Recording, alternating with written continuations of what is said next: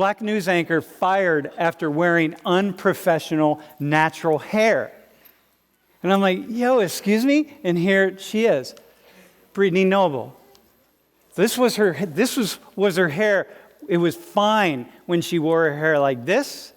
But at some point in time, she said, you know what? I'm just tired of the straighteners. I'm tired of the chemicals. I'm tired of going through all this stuff. I just actually want to kind of wear my hair naturally. I want to wear my hair like that. And someone comes along and said, nope, you can't do that. Now we're in a different position. So last night, I just fired a quick note off to Brittany. And I said, hey, can you feel like popping into my class today? Because I'm going to have you up on the screen. It'd be really nice if you could tell your story and say a few things to class. And so she graciously agreed to do that. Hey, so tell us your story. Shoot. From St. Louis, Missouri. My grandmother was a sharecropper. My mom kind of moved around with her in Missouri until they finally got to North St. Louis City. I'm the oldest grandchild in my family, the first one in my family to earn a college degree. And I went to a small historically Black college and university, HBCUs. And so I graduated in 2009. The market just crashed. Could not find a job. Actually went and started working on my master's at Arkansas State University. Figured if I couldn't break myself into need to do it. And so I pushed and fought. Finally got hired as and then that's my foot in the door. And then Jackson, Tennessee, where I was on TV for the first time. I moved on to Flint, Michigan, where I was an anchor in my hometown, which was in St. Louis, Missouri.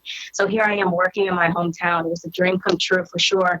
But I could not get on that anchor desk. That would be what everybody else would see as a close center of attention. You know, here I am in my hometown, having put in all this work in my career, trying to prove myself as a reporter, prove myself that I deserve. And August 9th, a kid named Mike Brown, 19 years old, was shot and killed by a police officer in my Ferguson neighborhood. And I called myself to work. I started reporting the story, and it became a national news story. And I caught hell in my newsroom. Here I am trying to do the right thing as reporting, but this story that everybody wasn't too happy to be reporting in Mississippi, and finding that in St. Louis, we're dealing with officer-involved shootings. And y'all, I'm the daughter of the law. Like, my father served in the Army, a deputy, my mom, highest ranking Black female police officer ever in the city of St. Louis. So I'm the daughter of the law.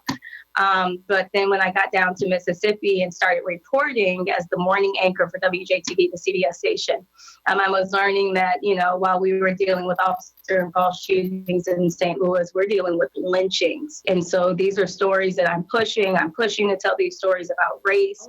And I kept, running into roadblocks. How am I going to teach my kids to love their hair and I don't even love my own? Here I am wearing extensions and paying so much money to look like everybody else, and I'm not everybody else. I remember being in St. Louis and being like, why don't my bosses in St. Louis like me? Like, I've never been the ugly girl. And finally, my friend was like, you're not the ugly girl, Brittany, you're the Black girl.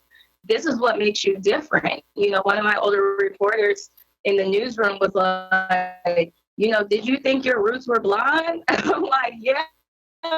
Just a little bit. Like, I guess I kind of did. She's like, no, girl, you are Black, And so when I was in Jackson, Mississippi, thinking about all that I've gone through, and now I have a girl.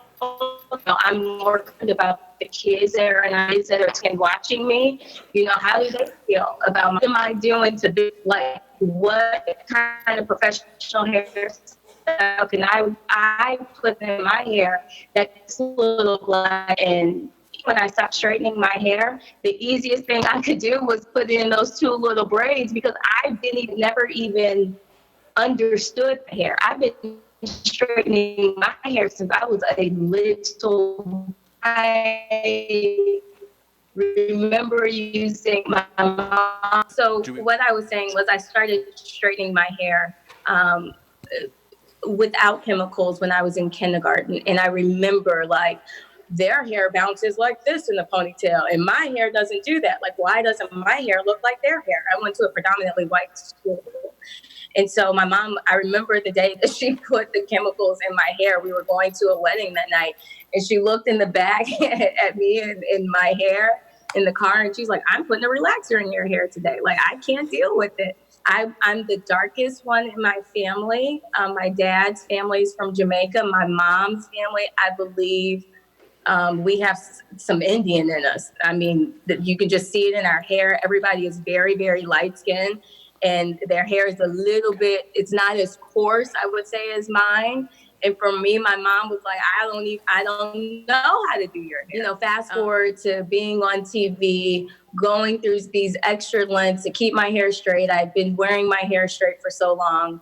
And it just came to a point in Jackson where I'm like, you know what am I doing? I asked my boss if I could stop straightening my hair. He agreed. About a month later, as I was trying to pitch a new story, he was like, you know, it's the equivalent of me wearing a baseball cap to go to the grocery store. Viewers in Mississippi need to see a beauty queen, and asked me to straighten my hair back. And I'm like, well, what do you want me to say on social media? Everybody's been following this change. And he said, tell them, you know, I've been asked to change my hair back to the way it was because that's what looks best. And so for me, it didn't even hit home. Like, I've been in the industry for so long. I'm like, okay, I know it's about appearance. You know, let me look the part and let me keep doing what I'm doing so I can report.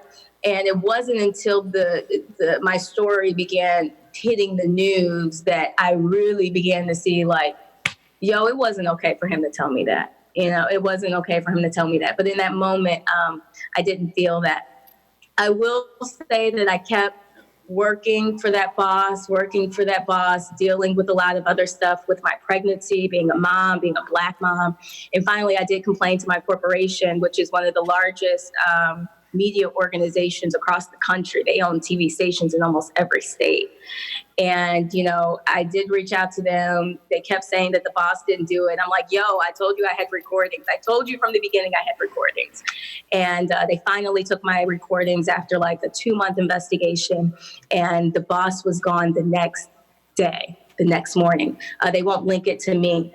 However, that was early in my contract there. And what most people don't know is that I dealt with discrimination, retaliation. I dealt with retaliation from that point on through the rest of my career until I couldn't, and for the rest of my time there until I couldn't take it anymore. And I filed a complaint with the EEOC. The EEOC investigated.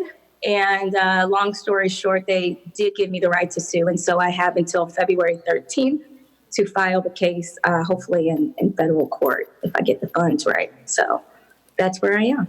Whoa. Yeah, that's a really intense story. The bottom line is you're not allowed to present yourself as you naturally are in the world, as though somehow you could or should, or being asked to change your DNA in order to be more palatable or more presentable to an audience. And so for me as the morning anchor, I'm thinking, if you can't get past my look, no wonder you're not telling the stories about my community. Yeah. If you can't get past my look, like, no wonder we don't have more people that look like me on TV. Yeah. You know, exactly. If you can't get past my look, no wonder we're coming into these problems in the newsroom. And so for me, it was just so much bigger than that. If we can't get past your looks, you in your natural hair, who you are, then where are we in terms of our relationships? Hey, Brittany, thanks. Thanks for visiting class. No problem. And